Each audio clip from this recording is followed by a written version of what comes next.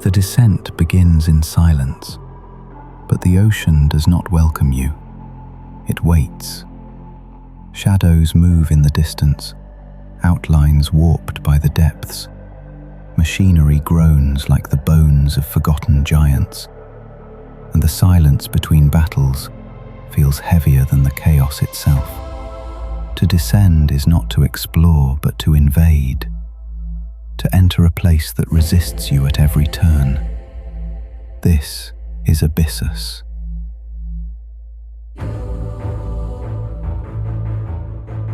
At first, the sea almost lulls you into false security. The first region feels tame, even easy, as though it exists to give you time to adjust to the rhythm of the dive. Enemies fall quickly, arenas feel manageable, and the rewards trickle in just enough to keep you moving forward.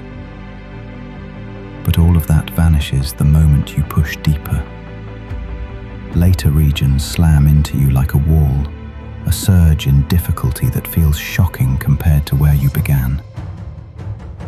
What once felt casual now becomes frantic, chaotic, and unforgiving. It is here the game reveals its true character, and whether you sink or swim depends on how willing you are to suffer through the spike. The combat, though, is what makes that suffering worthwhile. Every weapon feels responsive, with weight behind each shot and a rhythm that rewards commitment. Pistols, rifles, shotguns, experimental arms, none of them feel wasted. What matters is not the weapon itself, but how you shape the build around it. Upgrades and blessings layer into synergies that define each run. And it is these combinations that decide whether you emerge as a force of nature or struggle through a doomed dive. Some runs feel weak, starved of the pieces that make a build sing. Others ignite into pure momentum, transforming the diver into a storm of fire, lightning, or shrapnel.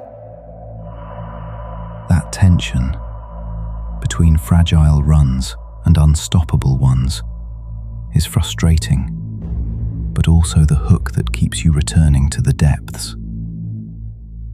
The enemies answer that aggression with overwhelming force. Rather than relying on precision, they saturate the field with area of effect attacks.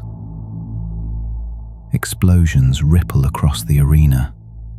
Waves of energy sweep the floor, and projectiles arc from every direction. It often feels like the game admits it cannot match your speed, and instead compensates by drowning you in chaos. In open arenas, this works as a test of dodging and situational awareness. In cramped chambers filled with obstacles, it feels suffocating. Some rooms are wide and sparse, others tight and cluttered, but the rhythm between them rarely feels intentional. You learn to survive by memorizing enemy patterns, by recognizing which threats must be removed first and which can wait. And in those moments of clarity, clearing a room without taking a single hit feels like a genuine victory. Progression, however, tests your patience. The early hours are a slog, with crystals awarded in frustratingly small amounts. Growth feels stingy, upgrades delayed, and so you are forced to repeat the first region again and again, just to inch forward. And while the handcrafted rooms are beautiful, repetition wears them thin. Differences in size and obstacles begin to fade together, and soon the first region becomes less of a proving ground and more of a chore. The paradox of Abyssus is that its combat has enough energy to pull you back in, yet its structure forces you to replay content until the repetition grates. Only by enduring does the game begin to open up, and only then do you see its true potential. Not all of its enemies are equal. Some feel like sponges, demanding far too much punishment for a game that thrives on speed. Yet the bosses and mini-bosses stand out as highlights, crafted with intent and weight. Their attack patterns challenge without overwhelming. Their arenas feel purposeful, and the rewards for defeating them strike the right balance between useful and satisfying.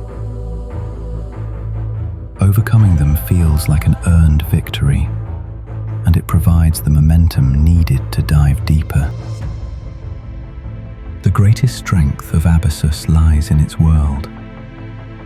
The brinepunk aesthetic is striking, a fusion of rusted steel and alien sea life that feels at once industrial and organic.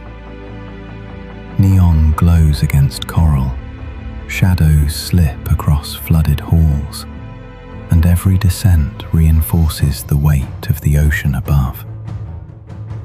The atmosphere is oppressive, but it is also hauntingly beautiful. Even when the repetition numbs you, even when the frustration of failure mounts, returning to those submerged corridors carries a certain gravity.